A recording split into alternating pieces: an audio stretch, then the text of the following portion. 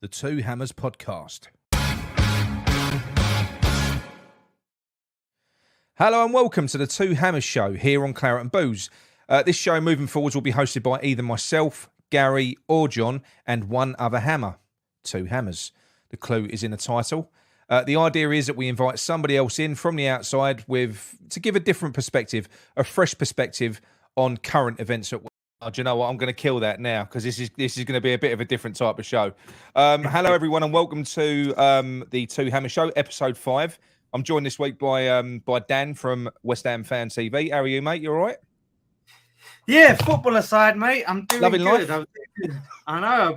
Went on a nice walk and that, and getting out of the house, and then boom, bombshell hits you. I know, mate. I know. Well, look, as I said when Ryan was on the show, if you're watching this show, you're going to know who Dan is. If you don't, and you don't know who West Ham Fan TV are, head over there after this show, of course, and give them a subscribe. You know, they are the biggest channel for a reason. And also, while you're at it, if you are new to the channel, subscribe and drop a like on this one as well, because it does help us. Right, now, look, I think you all know the format of this show by now. It's only episode 5, but generally, you know, we have a little chat, a chinwag, you know, get to know each other for about 10 minutes. But and then we'll talk about current events. Then we'll go into a QA with you lot.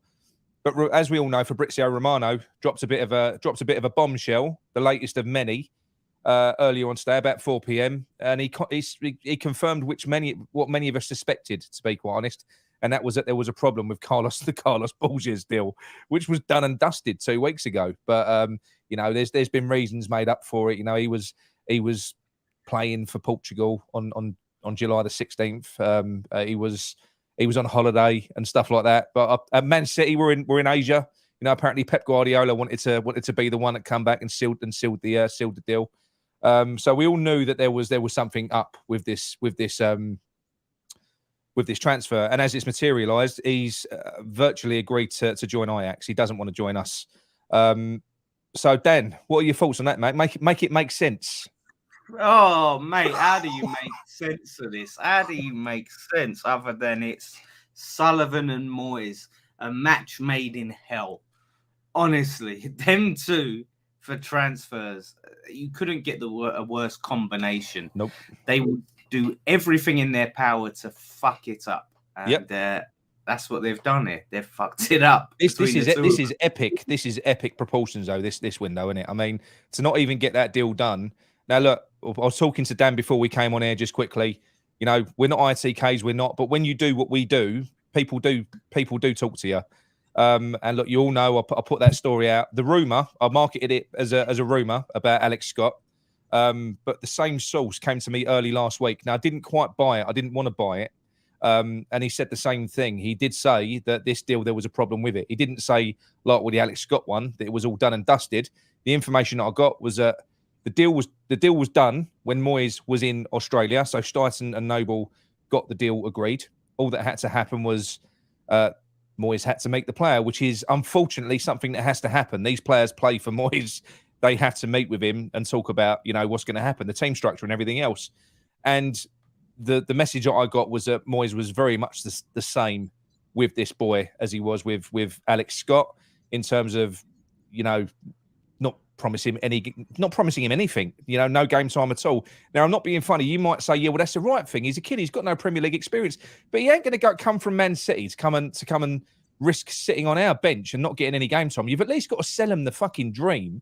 But David Moyes doesn't do that, or he didn't do in this case. Now, the boy didn't turn it down flat, but what he did do, because that was it. That was kind of signing up time. But what he did do was he said, I need time.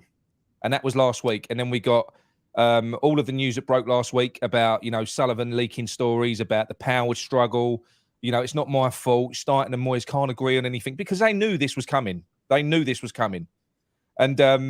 it's an absolute fucking mess, as you said, Dan. And I don't, and that was the Carlos Borges deal was the one that we was apparently closest to. There's nothing else going on. So I can't really make head nor tail of it. And the thing is, right, I don't really know who look, obviously we can blame Moyes, but can you blame Moyes at this point? Moyes is Moyes, you know. If he doesn't want a player, it's not like he's stubborn. If he doesn't want a player and he's getting a player forced on him, he's got the ability and he's very good at it. You know, ask Alex Crowell to make someone feel unloved and unwanted. He can do that. Yeah. So he can veto any deal, to be quite honest. So why would you even do this if you're keeping David Moyes in place? Why would you play this game? Do you think this suits Sullivan? I'm starting to think, because Sullivan is a billionaire. He can't be fucking useless. He can't be this bad. I'm sure if this was a problem for Sullivan, Moyes would be out the door by now. It almost feels like a cold war between Sullivan and Moyes, because you've got Moyes, instead of flat out saying, I don't want a player, he's meeting players, tanking these, not endearing himself, not doing everything he can to win these players over. And like you said, sell him the dream. Yeah. And then you've got Sullivan going for Moyes' targets and lowballing the bids for him, rather than just going, Moyes, we ain't going for your targets. So rather than them actually communicating, I don't want this player, I don't want to sign your player, it's just tanking each other's deals, like each other's signings. It's just an absolute mess. But it just feels like it's been by design, because the way he's brought Steiten in at this point, it was never going to help deals move along, was it? Not at this point, not really. If you got two guys that have got different ideas on football, it weren't going to improve anything. And from what I've been told now, because stories have been circulated now as of yesterday, that now it's Moyes and Rob Newman. They're the ones that are managing transfers. No, they're not. What happened was, it got to a stage where Sullivan has basically told both teams, you can't work together, fuck off, work alone. So you've got Moyes and Newman going out there working on their targets, and you've got Steiten and his intermediaries and possibly Noble, I don't know that, I'm just assuming it's Noble, working on their targets to get in silos, separate from each other. And then what they're going to do is, I suppose, come back to Sullivan, present them with their findings. I don't know what happens from there. But what the fuck? Sullivan should have said, right, end of season, or after the final, listen, David, we're going in this direction. This is what we're going to do. We're going to bring this guy Steidson in. I know Steidson was I think he was mentioned before the thing, but we're bringing Steidson in. Yeah. This is our plan. This is what we want to do. Can you get on board with that? He's going to be bringing players in that we feel suit the system, all of that sort of stuff, suit how we want to play. Can you get on board, yes or no? If he says no, thank you very much for all you've done. Wish you all the best. We're going to let you go, mate, and move on in a different direction. Instead of trying to force it to work, and it's just the activity, because he's not giving Moyes a new deal. He's keeping on this 1-year contract, which brings us in a really weird situation, puts him in a weird situation, because Moyes is looking short term. Yeah, Sullivan, Steiten, and all that looking long term. So they've got two different fucking purposes. But this deal. I mean, with this player Borges. I mean, and the thing that kills me with it, Dan. I think you'll agree with me, right? Especially with the way that we play, which is counter-attacking football. We're crying out for pace. And this kid, I know he didn't have any Premier League experience. I know he didn't. But a player from the bench, a player that you could have brought in cup games and grown into the team. Honestly, don't bother looking at it now, because you're just going to upset yourself. But if you haven't seen the kid's show reels and what he's all about, he's their most talented. He's Man City's most talented youth player for a long, long time. Bear in mind, they had the likes of Lavia coming out of that academy last year as well. I spoke to Man City fans that I do bits and pieces with, and they said, listen, like, you have missed out on one hell of a player. Yeah. Like, even when we were linked with, they really was selling me on board and said, yeah, he's the real deal. He's going to go far. And, these are fans that watch him on a regular basis. And this is fans that watch some of the best players in the world at their football club. Exactly. They watch the top. They've seen them all, right? Then they seemed excited that we was getting him in a way, because they wanted to see him play football, Yeah, they had the buyback clause in place. Apparently, now they've got an actual more favourable offer from Ajax. Apparently, the buyback clause is lower. They've got a 20% sell-on clause. So they've been able to get an even better deal from Ajax than what we was offering. Yeah. We was getting quite a good situation, good deal out of it. So they thought, right, if he goes on and does well, we can get him back. And we've missed out, I think, on a good player, like you said, that would suit us. And to me, he doesn't seem to be just a pace merchant. No. And I think he wouldn't have had the similar problems that Cornet had with the whole offside. He seemed like he's got some skill and he's got a little bit of power. Intelligent. If you see those video clips, he seems to be able to arc his run and time his runs, doesn't he? When he runs in behind, he's very, very intelligent player. Yeah, it's a shame. It is a shame, but again, this is we was all questioning it, weren't we? Like, what's that with the Borgias doing? Why ain't that done? Like exactly. all these excuses. And the thing is, all this bollocks that was said about, oh, well, he's on holiday. None of the barriers that were there for us to get it done and dusted have been there for Ajax. No, which is hilarious to me. No, well, how difficult can it be? He's a if you can't get a deal done for a 14 million deal for a kid from who ain't even got any Premier League experience, if you can't get that done, then there's something seriously wrong. And what makes me laugh is if we can't, and this has got to be what the issue is, because if David Moyes, it's got to be something like that. We're either creating a situation where these players don't want to join us, or they literally just don't want to join us. Because if it was the case that they're just looking at the situation and going, "Oh no, I'm not joining West Ham. I'm not joining David Moyes," because at that point you wouldn't. If you was David Moyes, you wouldn't be going after James Ward-Prowse, because if you can't get a fucking a 19-year-old with no Premier League experience, what hope should you have of getting? I don't want these players, but James Ward-Prowse, McTominay, Maguire. What hope should you have of getting them? So it's got to be by design, 100%. It's there's definitely they're sabotaging each other's fucking deals. You've got, like you just said, you know, that you've got Moyes and Newman going out. They're giving Sullivan their list and saying these are the players that I want. Sullivan's going, all right, I'll put a bid in for them. They're never going to get accepted, the bids that he's putting in. He knows that. Yeah, well, that's it. And I think Ward-Prowse was the only player that actually wanted to come to us. Maguire apparently did not want to come. He wants to fight for his place, which is hilarious. He's like 5th choice now. McTominay, again, he doesn't want to come. Maguire also he said he sees himself at a bigger club, which is hilarious. The guy is washed. So you've got those two players. And apparently Ward-Prowse wanted to come, but we weren't willing to pay the price that they wanted. Southampton wanted. And look, I don't necessarily agree with paying 40 million that they wanted for Ward-Prowse, but no, it's a shambles. And that's the problem with Moyes' targets. He wanted to focus on British players. You're paying a big premium, but he's not even signing these exciting British talents, you know, from these up and coming teams. He's signing, like, he's going from McTominay and Maguire. Mate, if he got his own way and he got his targets this year, we would be more like the old Everton team than we ever were before. We really would. Yeah. We really, really would be. It's kind of siphoning out the flair and everything else. I don't know where Paqueta fits in this, because I felt sorry for him the other day in that Rennes game. You can see the guy. He's a genius. You know, he was the only one where there was anything positive. He's pulling out flicks and tricks and stuff, but you can see he's crying out for someone to connect with. You know, he needs someone that he can kind of bounce off of.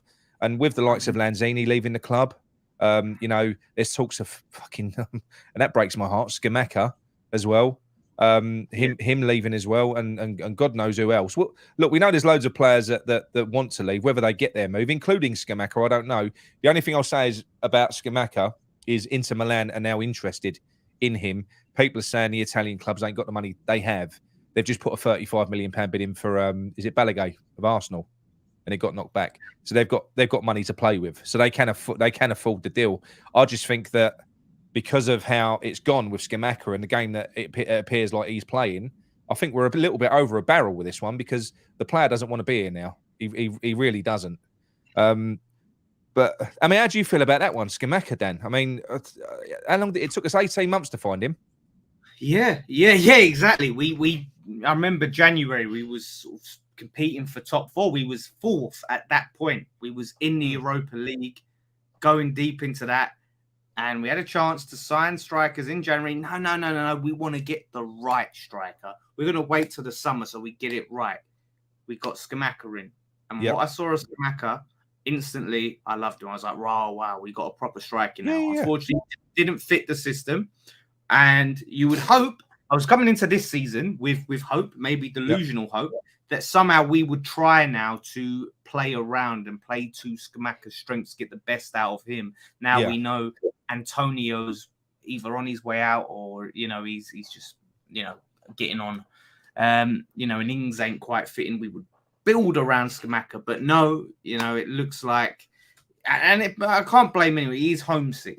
That is part of it. He hasn't settled. He's homesick. Apparently, none of his family have flown over, and he's been injured a lot. He's probably felt isolated. He wants to go. Do you know what, though? If it ain't going well on the pitch and you're a footballer, you're going to feel even more homesick. If he's in a situation where he's playing in a team where he feels integral to it, they're kind of really, really giving him confidence. The fans are loving him. He's loving his time. That'll offset that, it will. But when you haven't got that and you've been struggling the way that he has, which, look, a lot of strikers, I would say 9 out of 10 strikers would struggle in this system. Antonio isn't a striker. He's a fucking bulldozer. And there ain't that many players like him out there. There's just not. I know Arnie is on a free. Apparently he's available. What? I'm surprised we ain't gone for him, because that's just fucking take him, stick him up front at this point. He fits, he can't finish or anything. But he runs a lot and he's big. So Moyes would love him. Moyes would love him. Could you imagine that?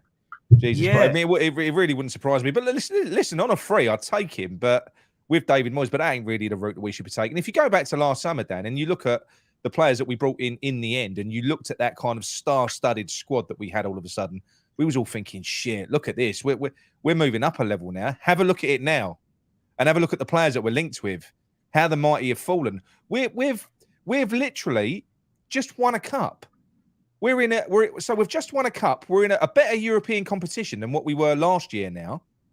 And we're struggling to attract players. Someone said it earlier on. Aston Villa. Look at the business that Aston Villa are doing. Yeah, I think I said it in my video. Yeah, they're doing phenomenal business. You look at them. It's an exciting project, and they are much further behind in their process. I hate using that word. Fucking Arsenal fan, but they should be a lot further at that stage. We was challenging for Europe while they was battling relegation. Now they're in the third tier of Europe.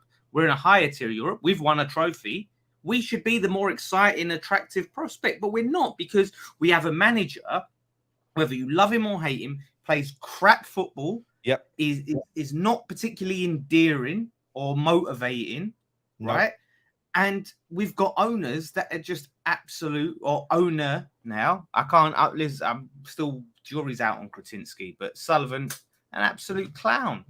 Well, I think Kretinsky's got to fall into that bracket as well, because anyone that's involved in that at the moment, with this, where this is going on, I know that because there's 12 or 13 members now, and I think that everything that happens at that club, it has to go through a vote. So there must be some people that are backing Sullivan. There's got to be some people that are backing him. I think Kretinsky's pretty much hands off. I guess the impression I get at this time that he's very. I don't think he's really involving himself like that at this time. It's just an investor, isn't he? I think he came in for a short-term investment. Yeah, and you look how he does business with it. He's all about investing and in making a profit. On his investments. So that seems what the feeling I get on him. But yeah, I mean, you just look at it. No one wants to come. And a lot of players just don't want to be here. You've got, someone said it there, I think Sean Whetstone reported that Souček and Bowen apparently unlikely to sign new contracts because of what's going on. And Souček, we've all got our opinion on Souček, but Bowen is next to Paqueta, is one of our most important players right now. That's it. Well, I knew that Bowen had turned down 2 contracts, but I knew that they was going in again for another one. So this obviously means that he's turned down a 3rd contract offer. But we spoke about this the other night.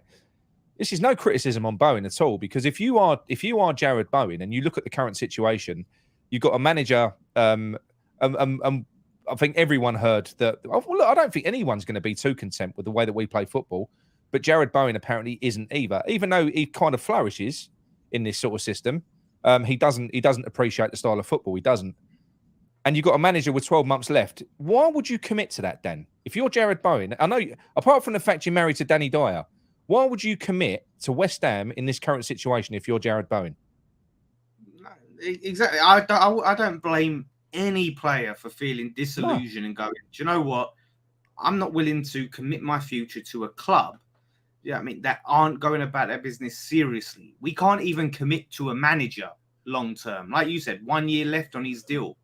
So what situation am I going to be in next season? Who are we going to get in? Where are we going? What's happening?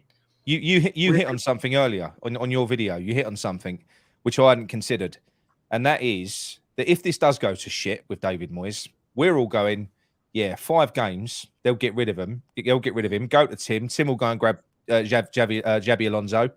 All's hunky dory. That won't happen. If David Moyes fails, he'll be allowed to fail for fucking ages, and it will probably get to January. Where at that point, Dan, what type of manager are we going to be going out there to get? It ain't going to be an exciting young manager, is it? No. That's the problem. They're going to look at who can flourish. Another firefighter. Who can keep us up? Yeah. You know, it wouldn't surprise me to see them go back in for Big Sam, whether he'd accept. But that's it. But then you look at it. Say somehow they do sack him after 5 games, and we get Xabi Alonso in. And Xavi Alonso now is working with McTominay and Maguire. They've gone and given Moyes his players. And we've got Moyes-style players, and someone's got to try to get, these players to actually play football. There's no leadership going on here, Dan. And this is the thing. This is what really frustrates me. When that message came out last week, everyone's been talking about it. Jacob Steinberg's fucking reported it as well. But where you've got, basically, this is all coming from Sullivan. Sullivan is reporting, and he's basically crying wolf and saying, it's not my fault. I've got these guys in place and it's just not working. Well, Sullivan, I'm sorry, mate. Ultimately, it's your fault. You can fix this. It needs leadership. If you've got guys underneath you that are not working together, he needs to take a hold of this situation. And this transfer fucking strategy that we've got, it ain't working. It's not working at all. Whoever's doing the transfers at our club, they are shit at it. Let's face it. If you can't get that deal done, that Borges deal, then there is something blatantly wrong. You've got a guy now, and the thing is, it's easily rectifiable in the West Ham position because they've actually gone out and they've got a guy that specialises in this area, working at the club. All they've got to do is quickly restructure it, give him the reins, tell David Moyes, you're the fucking coach, you're working for the director of football, this ain't working. If you don't like it, walk. It's as simple as that. To me, I think, like you said, all this about Sullivan leaking stories, all this, it's a sign that Moyes' days could be numbered. Because we've seen it before. We've seen it with Pellegrini. We saw it with Slaven. We saw it with Big Sam. This is what he does, Sullivan. When the heat's on, he starts to turn on the manager. He starts to leak stories about the manager. And that's when the relationship sours. And then, a few months later, that manager's gone. Absolutely, and there's certain things. I think it might have been Hammer's chat actually who mentioned this earlier on. We all know Sean Whetstone. Sean Whetstone, he's a big bald supporter. Obviously, of course he is, but even he has been incredibly negative. I've spoken to him a few times, and he's very much he poo-poos everything. He goes, no, you don't know what you're talking about. It's all going to be fine. He's very much got that attitude, but even he at the moment. He's literally, even he said, it's just a shit show. It's a shit show. I don't know what's going to happen. So if people like that are kind of losing the will to live with it, then you've got to think, Jesus Christ. It's bad. It's beyond the parole. Yeah. It's like Fofana. It's like Fofana. I mean, that's the player that we would all love, Fofana, isn't it? And he's a player that was highlighted earlier on in the window.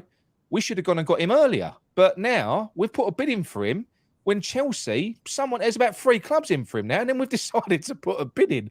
If we're not going to win a bidding war, I think if you're a player that's got options, I'll be surprised, unless we're throwing a fuckload of money more than someone else, I'll be surprised if somebody with no affiliation to West Ham picks West Ham at the moment in our current state. And it has nothing to do with us being a small club or anything like that. We're not a small club. We're a big club. We make as much fucking revenue as anyone else. I think we're like the 7th highest turnover or something like that. We're a big club. We've got a massive fan base, a brilliant fan base. We do our bit, but we're run by fucking idiots, Dan. That's what I'm saying. They're looking at what am I coming into? They're not looking at how big is this club. It's what am I coming into? What is this team? How is this team set up for the future? And players won't pick us when they've got other options. But players with no options aren't even picking us. Who has Alex Scott signed for anyone? No. Well, signed. No, well, this lad from Man City, he didn't leave. He didn't turn us down for Ajax. He turned us down. Yeah. And then that's Don't what's call happened. me, I'll call you. Don't worry. Yeah. He's turned us down. Yeah. Sounds really good, guys. I'll call you back. You can imagine the conversation he had with his agent in the car on the way back. I ain't fucking going there. No way. We got Moyes coming out and talking about, oh, we couldn't sign players because we was in Australia. Like this just shows you. That was so insulting. That was so insulting. Yeah. Oh, does he think we're stupid? Like does, we don't yeah. know. Like, this is 2023, mate. People do manage to sign players that are in different countries. That is the thing. I know. We have the internet. We have telephones. We've got a director of football that was appointed to do that, who wasn't in fucking Australia. But I'm not blaming Stuyton. I'm not. And the thing that worries me with this, because there's a lot of theories out there saying, Stuyton might have come to us. He might have come to us for what the fuck's that? You hear that? No, did you hear that? No, there's some screaming outside. Yeah, no, but they're saying that Stuyton might have come to us and accepted that he was going to come in but not have any input in this window. It was going to be David Moyes. I don't think he would do that, because I think people like Stuyton, it's all about their reputation. His reputation to this point is fantastic. And you know what? If West Ham fail this year and he's part of that team, even if it isn't anything to do with him, it is, because he's part of the structure at West Ham. From the outside looking in, he's part of the structure that, heaven forbid, might have seen us get relegated or but it doesn't get any worse than that. But that doesn't make sense to me, because say he is okay. So we're gonna bring you in, right? Recommend players. We won't take any of your players, but from the next window, that's when we'll start. That's when Moyes will concede and go, okay, yeah, I won't pick players anymore. You go on Stuyton, and now we'll take your players. Like, go and waste your time finding players and recommending to us. But obviously, you got to keep in mind that's the next window. It makes no sense. It makes no sense at all. Makes no sense at all. Just giving him fucking 9 months off or whatever. Yeah, but I don't think. Yeah, but that's why that isn't the case. And people that are kind of coming up with that idea, don't get me wrong. I think it could have turned into that, because we know. Look at the crap when Noble joined. He joined, and then he realised his job was shit, and then there was a load of issues there, and they've had to give him some structure. I think they just kind of grab these people in. They make promises. Sullivan's obviously good at making promises, but then he doesn't keep them, and people get pissed off. I mean, we'll soon find out. I do personally think, depending on how this window goes, I think if for instance we spend our money on McTominay, we won't, because they don't want to come to us. But say it was McTominay, Maguire, and James Ward-Prowse. For me, you'll be seeing that guy walking out the door. He'll be going, nah, because it'll be breaking his heart. This is a guy who specialises. He'll be looking at the players that we're identifying. McTominay for 45 million when you've got Fofana for 30 million. He'll be thinking, are you fucking mad? What are you doing? I'm talking about bringing a guy in for 30 million that will likely be worth double that in a year or two. Aston Villa have just bought one of these players, Diaby, that he bought plucked from somewhere for about 15 million. The guy goes out there and he buys responsibly, which is what West Ham don't do. We're shit at buying players. Not all the time. Some of the players we brought in last year, look, listen, Paquetá is a great player. He's a great player. But do you know what? That was a panic signing. That was the same situation again, and they're not always going to work. That's West Ham. And it might happen at the end of this window. We've been quite lucky with some of the players we've brought in late. But you can't tell me that they've been brought in as a strategy. They haven't. We just kind of leave it late, and then we end up paying top dollar for players that were probably never even targets in the first fucking place. Yeah. And Paquetá is another player we probably aren't getting the most out of, because, again, he's an excellent player having to play in a Moyes system. A very limiting system to a player like Paquetá. I see a lot of people pointing out, the Mirror have reported that we've agreed a deal for 70 million for Zakaria. We've agreed a deal with Juventus, but Zakaria, we ain't agreed nothing with him. He ain't signed pen to paper, so don't even get your hopes up. No, I think it'll be a good signing. It'll be a good signing. I know people were talking about his injury record and that, but look, beggars can't be choosers. His injury record ain't as bad as people have said. We worked it out. In 7 years of professional football, when you look at the amount of times that he averages it's like 35 to 40 games a season. He ain't missed fucking seasons of football. He's had some niggles, and he's a 26-year-old Swiss international with about 50 caps. So he can't be bad. You know, No, and I just don't hold that much hope on him actually signing, despite us agreeing to deal. We agreed to deal with Man City, you know, and Borges is now going to Ajax. So Ajax, I know. Don't get your hopes up, people. So what do you think then? So look, let's anticipate that. For me, I don't think it's too late. I think David Moyes could and should be sacked now, and we've got the structure in place already with Tim, who's probably got he's got enough contacts. He'll have a list drawn up already of potential people that can come in and do a job for us now, and people would come into that situation. If you're a manager now coming into, you've got a director of football who's well respected. You know, you've got 100 million in the bank, and you've got European football next year. That's an attractive prospect, I think. So now's the perfect time to bring someone else in. But if we fucking just mess all that up, because there's no way we're going to get European qualification next year if we stick with this model that we've got at the moment. They're going to have to change. They're going to have to change something, Dan. And if he does just let this ride out, and say, for instance, because for me, I think Moyes is going to foul. I think it'll be a miracle if he don't. Our first 5 fixtures are fucking horrific. I think we're going to be in trouble come September. You know, definitely by Christmas if he's still here. But say he goes, you know, by the end of the window. That's what good's that? You know, because I don't.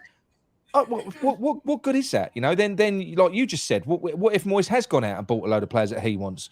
You're either going to have to go out and get a manager like Moyes, or get in a different style of manager that's now got to work with different types of players. Do you know what I mean? And this is, like you said, I think it is the perfect time. And you look at it and you think on paper, okay, the optics are horrendous, sacking Moyes after he's won the trophy and all that. But that's not the narrative, right? No. You're sacking Moyes because of, basically you can't resolve your differences of vision, direction. Moyes wanted to take the club in one direction. We very much took a club in a different direction, so we decided to part ways. Then you get Steidten, right, and say, Steidten, this is where we want to play some good football. We want to play the West Ham way or whatever. These targets that you get, we need a manager that can fit with your targets, that will fit how this manager plays. Identify a manager to go with these players that fit, and we'll sign these players. We'll sign you for Fanas and Zakarias, all these other players that you're signing. Then get a manager that can come in and work with that, and then we haven't got to worry about the new manager missing a good portion of the transfer window and then having to identify things. And that's what you do. And look, I know I was a big critic of Moyes last season. It's nothing to do with that at this point. I was willing to give Moyes a chance. But this is not working. Like you said, something has to change. Moyes, I walk. I was talking to Scott about this earlier and pointed out this the best thing for Moyes. Would you walk away from? Apparently, it's not 5 million.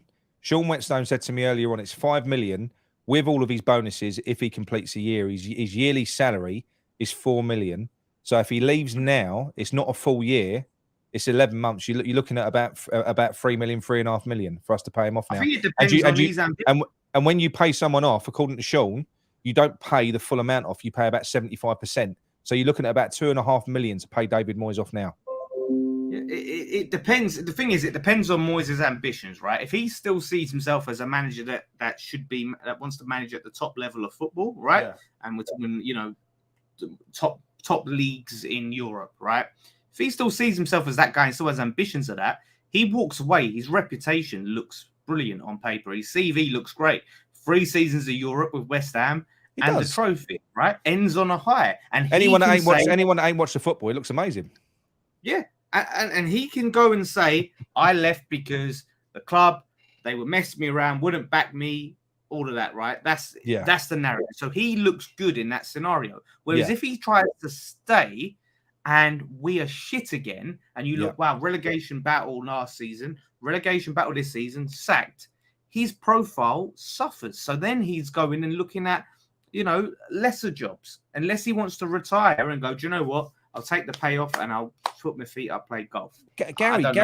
Gary said he'd read somewhere or he'd been on a podcast or something. I've not seen this, but he said that he's heard that David Moyes intends to retire from club football after West Ham. I don't know. So maybe he's holding out for the Scotland job or something afterwards, and he wants to take his payday. Or it's so, I said, I think he deserves his payday though, and this is the thing. Could it be as ridiculous as this? Right? Could it be? There's loads of conspiracy theories going around out there at the moment. This isn't gospel, everyone, but we're left just trying to fucking wonder what is going on. But the other one is that Moyes and Sullivan really, really, really fucking don't like each other. They don't. But it's a working relationship, and every time Sullivan's gone to sack Moyes, he kind of pulled it out of the bag. And it's almost a personal thing now where Sullivan doesn't want to pay Moyes off. He wants him to walk, bringing in a director of football where he's come out and said, I won't work with a director of football, doing all these different bits and pieces that he's doing. Maybe Sullivan thought that he was going to walk and Moyes has called his bluff and he's gone, I'm not walking. Well, you've got to sack me. Sullivan's not doing the best thing for the club. He's doing the best thing for his ego. Because 2.5 million, whatever it is, right? Yeah, you pay him off. We got a trophy out of it, and then we can salvage it and have a positive season. But if you don't want to sack him and you're just trying to needle him into quitting or keep waiting for the point where he slips up enough for you to be able to justify sacking him, you've got to show some bollocks. Of course you have. You've got to leave. This is my football club. Let the media say whatever they want. Let them drag me through them. I don't care. This is my football club. I own it. And I don't think this guy is the guy. I'm going to sack him. Say what you want. The narrative is changing. All right. I mean, we know that David Sullivan is a bit of a populist, not so much with the West Ham fans. I don't think he likes being embarrassed in front of at home. He don't like it when focus turns to him, which is why I think that David Moyes has been perfect for him, because he's a firewall. He'll take every ounce of shit, a beating for the ball. He will do that. So I think that's another reason why he's useful to Sullivan. But what Sullivan doesn't like is the media turning on him, and we've heard it throughout time. You know, through our worst period last season, we was getting everyone. If you listen to TalkSport, you listen to anyone, they was all backing Moyes, saying, "Oh, West Ham have got a stick." Well, now it's quite weird because we've just won a trophy. So in a sense, everything that they were saying, they can say that they were proved right on. There's been quite a few people that have been coming out now in the media and on TalkSport. Rory Jennings done one last night, and he literally spoke as if it was me on TalkSport talking. He rattled off everything. You can tell he's got West Ham mates. I think because he said he had mates over in Prague, and he reeled off everything in such detail. It was really, really fucking good. And he ain't the only one. There's quite a few people on TalkSport now that are saying the same thing. So if the media are now highlighting that David Moyes shouldn't be here anymore, then maybe there is a bit of a switch. And it's a bit weird, Dan, don't you think, that we haven't yet recruited his coaches, his two coaches that have left? Yeah, that's the other thing. We still haven't got them in. So you had, two coaches leaving. Well, we have Stuart Pearce left a few seasons ago. Then Alan Irvine left last year. And now, obviously, it was Nevin and Warburton this season. And we still don't look... I haven't heard a name. Some fans were alluding to Arteta's old number 2 who just left. Steve Round. Yeah, that's just guesswork. There's no actual concrete news of West Ham and looking at this guy and this guy's close. So, yeah, that's a mess. And I was talking to, like I said, Scott on our channel earlier. He was telling me about Razor Ruddock apparently came out and favoured Moyes for the sack this season. It did, right? Yeah. As the manager, and we looked at it, right? And we looked at all the managers, all the other clubs. I can't think of another. Steve Cooper was the only one who came close, right, to Moyes, of a manager that could potentially be in line for the sack, with first manager to get sacked. He's in hot water, and like you said, so maybe it is telling that they're not signing his coaches. It's a very easy fix, isn't it? Now, because he's got no coaches, because the likes of Nolan will still be here. You know, Nolan was here before Moyes; he'll be here after Moyes. He's almost part of the backroom staff, Nolan. I don't think he's. Oh, you wouldn't call him a Moyes confidant, would you? I think that was definitely, and that's the thing. Yeah. Well, he always used to talk to Nevin. If you remember, it was always kind of he rarely sort of spoke to Warburton. Those two looked like they had a frosty relationship. But whenever there was an issue in game, and Moyes did on occasion sort of look for counsel with someone, he would always talk to Nevin. It was always Nevin in his ear that he'd go and talk to. and he's kind of lost that now. He's lost it completely. So he is on his own. But like I say, if you're bringing in a new manager, they're going to want to bring in their own coaching staff. So it's kind of, why would you go out if you're thinking about getting rid of a manager? Would you go and appoint him coaches?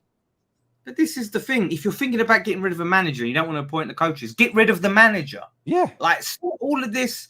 Oh, should we? Shouldn't we? Well, we'll wait and see how he does next season. So we'll leave him on 1 year left on his deal. We won't get his coaches in. All of that bollocks. Yeah. Just sack him. If you're in this situation and you don't have faith in the manager, you don't want to back him, then let him go. Yeah. It makes no sense to me at all. It's detrimental to the club. It is detrimental to the club. And the thing is, if that was a situation and they was looking at letting him go, why would you even let him get involved in that Bourges deal to even have a chance of fucking sabotaging it? You wouldn't. You'd get that just done and dusted, without Moyes being part of the fucking situation. Do you know what I mean? You get him in. I have to say, as much as I've been a critic for Moyes, at this stage, you can't even put it all on him. He's been put in a real crap situation. Yeah. Because he's obviously not favoured so much that they want to fully back him, but they don't want to sack him. He's in this weird limbo state of where he don't know where he stands with the club. He has players that he wants. He's thinking, right, well, I've got 1 year left on his deal, so let me just get some players I like for this season that I think can. That's why Premier League British players and all of this stuff, they'll hit the ground running because he knows he's on borrowed time as much as he's won that trophy. So, and he knows that he's got 1 year's deal, so Sullivan's are more likely to sack him. Mate, so he's been put in an awkward situation. Mate, the players that we signed at the start of last season, well, in the summer, you could say that it was a Premier League players that didn't hit the ground running. They didn't. It was the other players that we brought from abroad that did. Because I said this the other day, I don't buy Premier League ready. It's not Premier League ready. It's playing style ready. We play completely different to the majority of other teams in the league. So if you go and get someone who comes from Danny Ings is a perfect example. Danny Ings ain't a bad striker, but he's the bizarre thing with that one is we brought him from Aston Villa, who sold him because he couldn't play on his own up front, because that's how they play. We're a team that needs a striker to play on his own up front, and we signed fucking Danny Ings. But Danny Ings is Premier League proven, came in, couldn't do it. Cornet, Emerson looked shit at the start of the season. I know he came from Lyon. Yeah, but he was terrible at the start. He turned into a good player. But my God, mate, I don't get it. I think you've got to get players that suit what you want to do. And I'm just what we saw against Rennes. That's why I kind of lost me. I mean, it was ridiculous. It was a friendly. But mate, all that was kind of the first friendly that I've watched pre-season, and it was exactly the same as what we've been watching all last year. The way he set up, putting Danny Ings up front on his own in that in the 4-3-2-1. You're like, fuck off, really? You've got to be taking the piss. And I'll tell you who I do feel sorry for. I feel sorry for because I think this is going to be a struggle this year. And the likes of Mbama, who's coming through, he couldn't pick a worse year to come through because he's going to really struggle. Anyone is going to struggle this season if the team ain't doing well. And I feel sorry for the likes of that lad because he's a talented player. But if he's part of this kind of shit that happens this season, if it does play out this way, then he's gonna end up a forgotten figure at West Ham. I think that's a risk you run when you're pressure on his shoulders. If he's playing and it goes, say he's playing, it goes quite a few games without him scoring a goal. Yeah, all of a sudden people start looking at him and going, "Oh, is this Obama overrated?" Yeah, all of this, and he starts getting that looked in a different way, and it's a terrible time for him. Really is. And what you said about Premier League proven, I said this I think on Friday Night Pint or something a few weeks ago. It's so overstated. It's the whole that they have to be Premier League proven because you just, like you said, it comes down to proper scouting. You look at a player in another league and you look at how the type of system that they play in, the strengths that they have, and if those strengths match up with what you need with your team, you look at what the demands of the Premier League. Can they match up with the demands? How fit are they? How strong are they? All these little things, right? You do your research, Then you sign a player. It's never, you can't guarantee any player works. So that's what I said. Even Premier League proven is a risk. Of course it is. Risk. Of course it is. Lingard is a massive example because we signed him. He went on fire straight away, right? Yeah. But when Nottingham Forest signed him now, this Premier League proven player who had a brilliant season with us, it worked, did it? It was a disaster. It didn't work. So this Premier League proven, people think like, oh, yeah, because look, Maguire, maybe he's not quite good enough for Man United, but he steps down to West Ham. Oh, he's gonna light the team up. Oh, McTominay, and this is what makes me laugh. People go, West Ham fans are turning their nose up at Maguire and McTominay. Who do they think we are? It's ridiculous. Just because they play for Man United, exactly. We should be grateful to have them. Like, they're good signings because this is the level that people's minds are at, and this is how as simple as obviously we're looking at it. They play for a big club. They step down to West Ham. Yeah, they must be good, and they must be good enough for West Ham. Yeah, and you know what? A bit of a shout out to Scott from Poplar. He was a first time caller on our Sunday night show the other day. He said he watches a lot of football and he's watched a lot of Man United. And as we know, Maguire's he loves a bit of a fuck up for Man U. He does. He's kind of renowned for it now. But he said it's worse when he's got Scott McTominay in front of him in midfield. He said, so you're looking. He said, so you're looking. He said Maguire's best performances are when he plays for England, when he's got Declan Rice in front of him. He said, so you're looking at going and buying the calamity pair from Man United and putting them into our team. Apparently, there are several examples. I can't clarify it because I've not looked at it in that much detail. But he said, he said McTominay is not very good defensively. People do tend to sort of win the ball off of him quite easy. He's not going under pressure. And Maguire gets caught out a lot because Man U like to play a bit of a higher line. Maguire can't he ain't got no pace. You know what makes me laugh is all the amount of people go, oh, Craig Dawson. No one wanted Craig Dawson. Look how he turned out. Yeah, Craig Dawson costs what, 2 million? He ain't gonna ask for 200 grand a week, is he? Yeah, he was on fuck all, and he cost 2 million. We're talking about paying 40 million for 200 grand a week, Maguire, and taking a risk on that. And you're comparing that to Craig Dawson, as if like, well, we've got to take a punt on Maguire because Dawson worked out, and no one rated him. It's ridiculous. And do you think it's a bit muggy? Because it clearly looks like, right, Dan, it clearly looks the way that we haven't allocated, because that's another thing that's just shambolic. We should have allocated a captain by now. We should have. Someone within that squad, we should have made someone captain. We haven't. It was going to be Creswell, and he's fucking down tools and not even trained. He wants out. It's hilarious. I know, but this is what I mean. So, but it should have happened. But do you think it's so that by definition, it looks like Moyes is looking at going out there to buy a captain? Now, I don't think that anyone should come straight into a team and be given a captain's armband. Not really. I don't think that's going to work. Do you agree with that? Or no, for anyone to be coming into your club day one, captain's armband, it's disgrace. It's an embarrassment. It's a slap in the face to every player that's currently playing for your club. Absolutely. Right? Someone can walk in, never played a minute of football in your shirt, never broke a sweat in a West Ham shirt, right? And can come on and go, I'm the captain now, right? I'm the captain now. Listen to me, right? No. Like, and you look at Ward-Prowse. Yeah, Ward-Prowse could be very much captain material. Do the graft, do a season. Yeah. Without the armband. You've got to get to know your teammates. You've got to win their respect and everything else. You don't just get respect because maybe if you're fucking Ronaldo, you could walk in and people are being awe of you. But someone like Maguire, and the other thing I was going to say about Maguire as well, I think we've dodged a bullet with that one because whether it be Moyes now or the next manager, if you remember a lot of the trouble that Ralph Rangnick was having behind the scenes, apparently that was Maguire. He's a fucking egomaniac, that guy. He really is. He's a bit of a problem. He's not proved to be a good captain for Man United. He's not.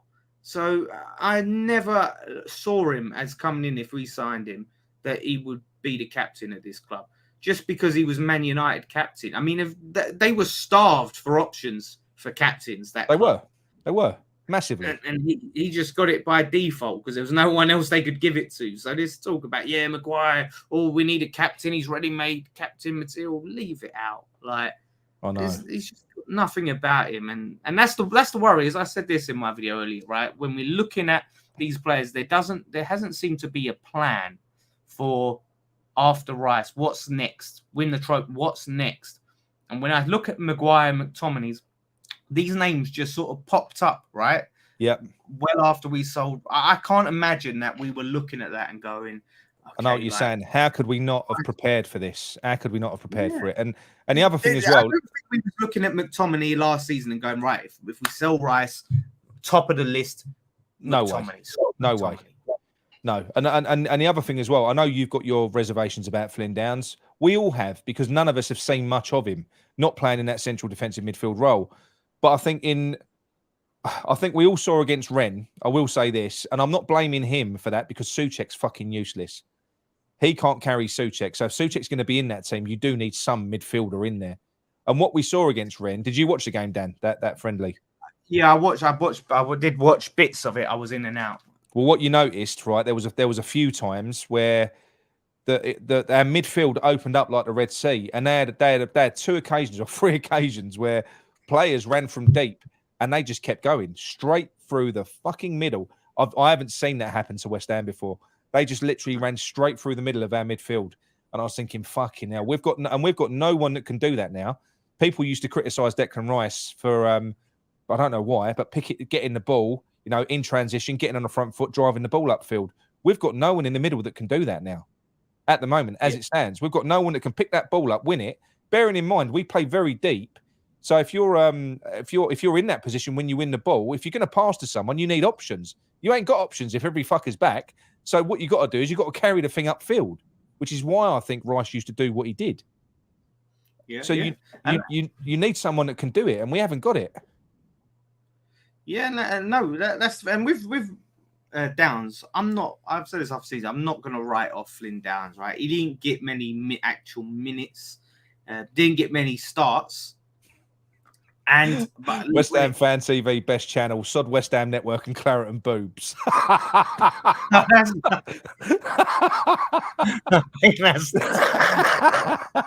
you know what is funny? Is last week I was on West Ham. Here's GP anyway. You go on. This week on Claret and Boobs. Claret and Boobs. But no, it's just when I look at Downs, right? I still would like to see him get a chance, but based off of how little he played last season, there's no way we should be going into with Flynn Downs as our starting defensive midfielder. Absolutely no chance, because that's a big risk. It could come good, right? Yeah. But he needs to be given more time to prove it, not thrown in the deep end and go, right, you're replacing Declan Rice now. That's your job. And you're next to Souček, who does nothing. Is a lump that runs. But I think what you could do, I said this on the show the other night, if you change the dynamic of our midfield three and you just had one CDM, if he was just given that job just to shield, that's it. And then in front of him, you're still playing a midfield three, but you've got someone like Fornells and Paqueta who can play the box to box. They're both technical. They're both quite gritty. They can both carry the ball as well. I know they're not blessed with tons and tons of pace, but what you've got there is, I think that's a bit more of a balanced midfield. I'm not saying that he would definitely be able to do that, but failing that, right? We know that David Moyes he's got one trick in his armory when it comes to converting players. That's turning a winger into a striker, right? But if you look at what Pellegrini did with Declan Rice, if you look at what Pep has done with John Stones, many of the best central defensive midfielders that are out there, they started off as a centre-back because you've got to be defensively aware. And normally it's the ball-playing centre-backs, the ones that are a little bit more progressive. We've got a couple. We've got Aguirre and we've got Kehrer. See, I look at Kehrer and I think he'd be a fucking pit bull in central midfield. He's defensively aware.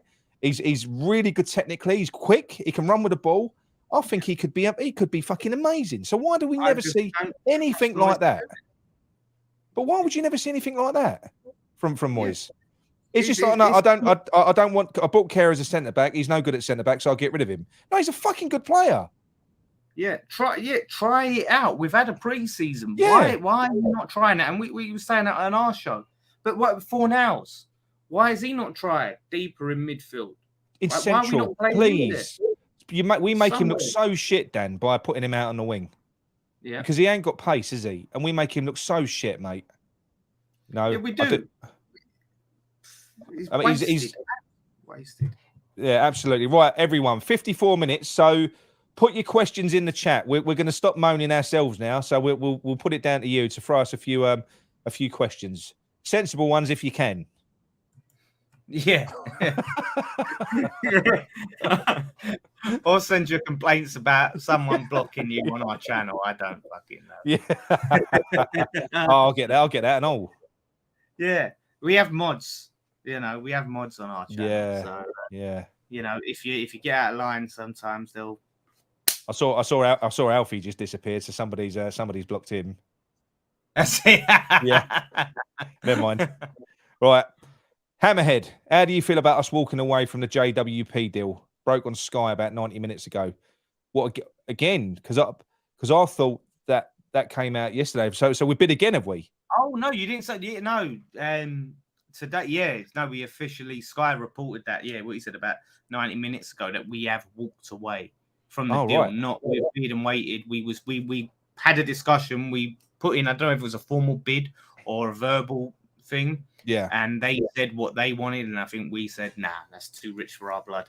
And we moved on. Do you know what makes me sick with the way that we do business? Because I've said this many times now. We all criticised Arsenal for them lowballing us with that 60 million plus 10 million bid, which was around about 70% of the asking price. But they always had in mind that they was going to be paying 100 million. But in that situation there, so if you're willing to go to the asking price, I can accept someone lowballing you first because that's a negotiation. You start low, you work your way up. Because if you go straight in at 100 million, the owner could get a bit greedy and go, well, hang on a minute. If you're willing to pay 100, how about 110, 120? But with us, when we lowball a bid, someone wants 40 million, we'll say, no, we'll give you 20, but that's it. What's the fucking point? What is the point in that? It was, with the last thing we bid, I think it was 25 mil. I think it went up to 20, which I do think I think that's a fair price. It's a fair price. You've got to pay a little bit over the odds, but it's hilarious for us, and that's what I hope that he would kick up a fuss, because when we rejected Wolves' bid for 2.5 million for Creswell and said, no, we want 5, Creswell threw his toys out of pram and say, why are you not accepting 2.5? So I hope that Paul Prowse does the same, but I doubt it. He hasn't. It's not like Creswell, who's been in 9 years and won a trophy with us and all of that stuff. And no, here's an easier one. Thomas McAveer, Cheetos or what's it's, Dan? Well, what's it's got to be go with the old British classic, innit? Cheetos are American, aren't they? Yeah. It's what's it's for me all day long. Steve Bell, when's your next live one? Yeah, me and Scott was just talking about this today. We need to try and sort Nicky and sort out what this venue is.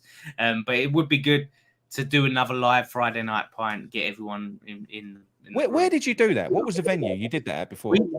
We did it. Where was it? It was in fucking where Ryan lives, which is Stafford. Not Stafford. Oh, okay. No, not Stafford. No, Danny A13. Hey, Danny A13. Fucking down there. Yeah. And it was, I can't remember. My memory's terrible. And I don't live around there. So, down there, Grays. Oh, right. Okay. Yeah. Nice venue.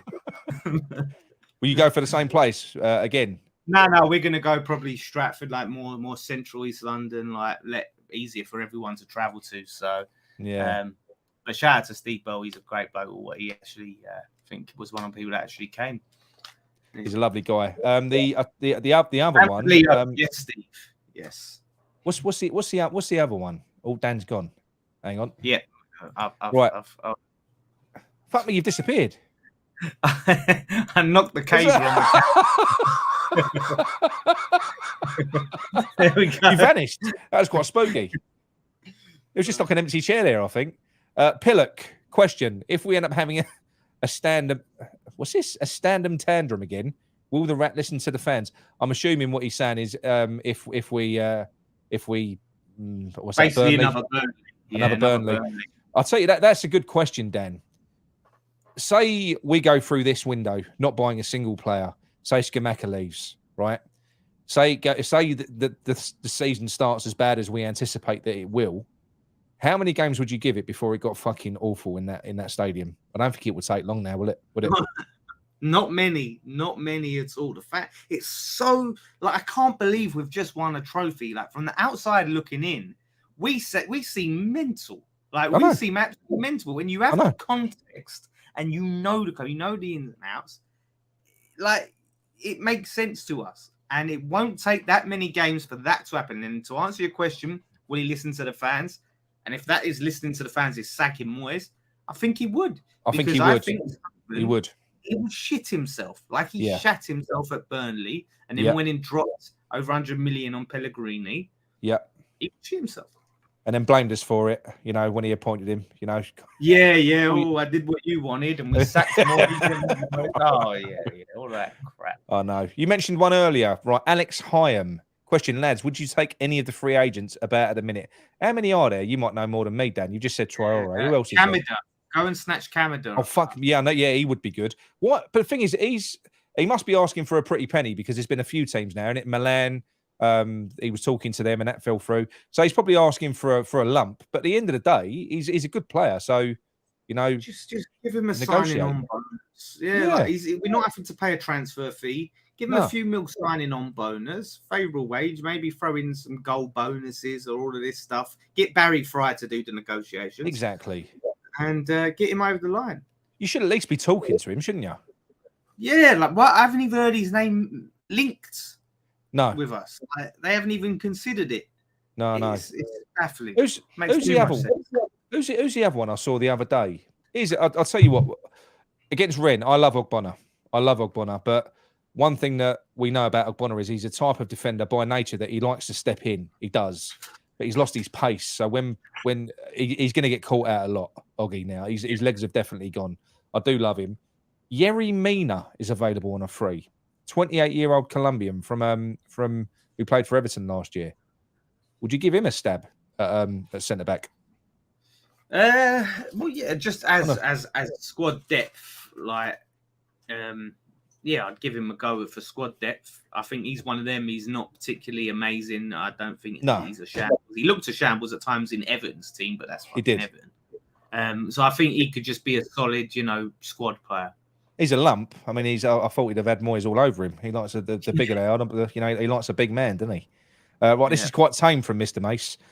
Would you let James Corden sit on your face if it meant Moyes was sacked tomorrow? I'd take that hit.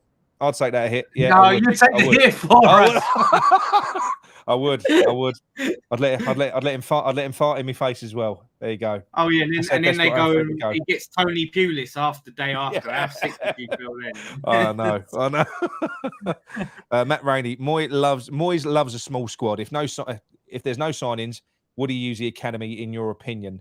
Well, I think the only one that he will use is going to be Mabama. I think that's going to be limited if Antonio doesn't leave, because obviously I think Mabama was being sort of kept around because it was looking like Antonio was going off to Saudi, but that appears to have fallen through. But no, I think we saw it. Jimmy, we all remember that game where Elise was sat on the bench and we was playing two fucking fullbacks at centre back, weren't we? In that game, because he sees it as a risk. He sees it as a risk if he plays the youngsters. And we've seen him with a small squad. We've had a small squad before. Before last summer. And did he play the youngsters? Did he? If a big part in a European game that don't matter, we've already won the game and the next leg is there. We'll give them a little cameo, whatever. But when we talk about, using the academy players, I mean, in a significant role. And I'll tell you what, I won't read this one out, but you got to read it and give it a score. And you got to give the first one's for Moyes and the next one's for Sullivan.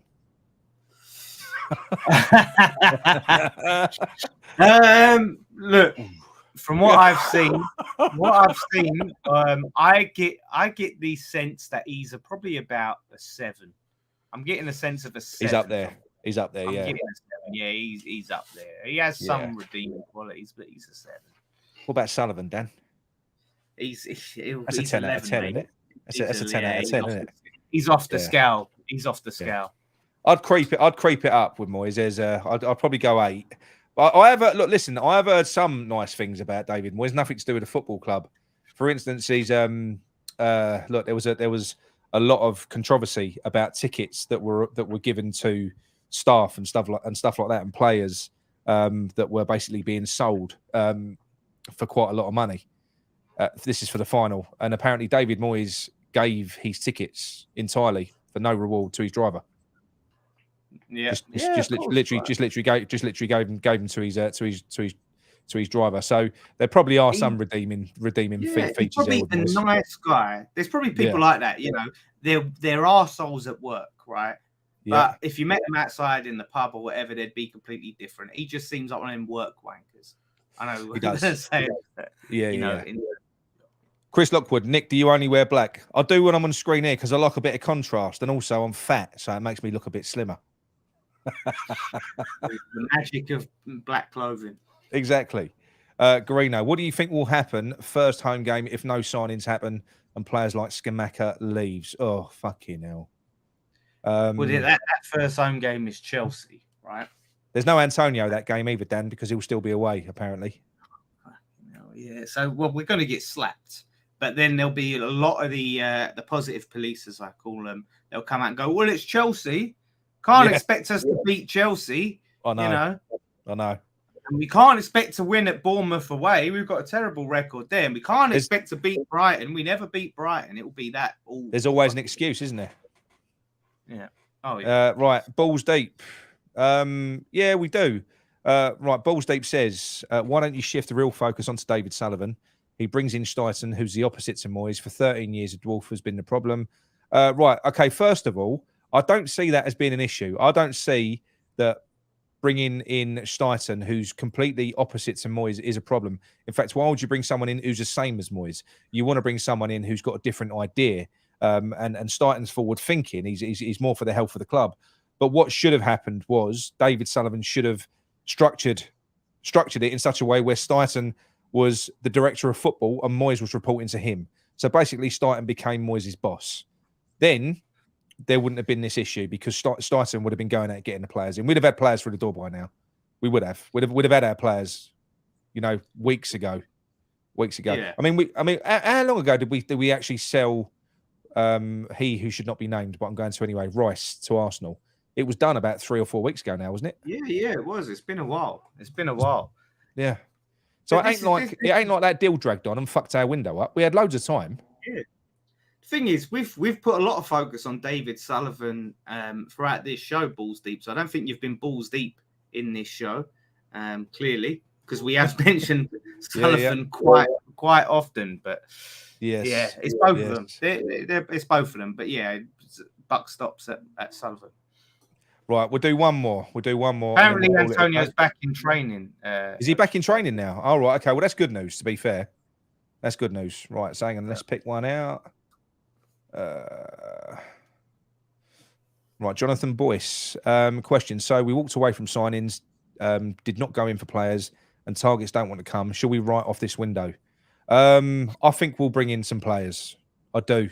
I think we'll bring in a couple of players late, personally.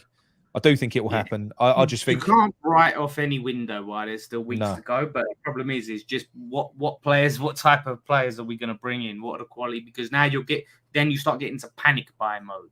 Especially if we're shit in that first game, then if we're really bad, or the first two, and there's still a week or two left of that window, we'll definitely see players coming in. We will. We've seen it more. Sullivan, he panic buys when it gets to that point. We just need bodies, right? We're going to get bodies. But we're not going to get bodies. Listen, that's how we got Danny Ings. Let's face it. Yeah, 100%. That's how we got Danny Ings. Yeah, exactly. He was a panic buy, and it's just going to be a case of getting bodies. And this is the thing: selling Rice. Yeah, we could have been better this season as a team as a whole. Could have invested that one position. Probably wouldn't have been better than last season, but multiple positions could have been better, which made us stronger as a whole. Now we're considerably weaker than last season going into this season. Last season was in a relegation battle and in a third-tier European competition. Next season, we are in a more the second tier of European competition, a more difficult European competition. Easy games. And our team is weaker after relegation battle. What does that tell you? Unless I know. Moyes finds some sort of magic formula, there's a good chance we could be going down. So Yeah, pull your finger I know. out. I mean, look, I'm going to give us. Well, I don't know whether it's a glimmer of hope or not, but I do think that there is a good chance that, as bad as it gets in this window, and as little as the players that we don't get in, I think Can't David get Moyes.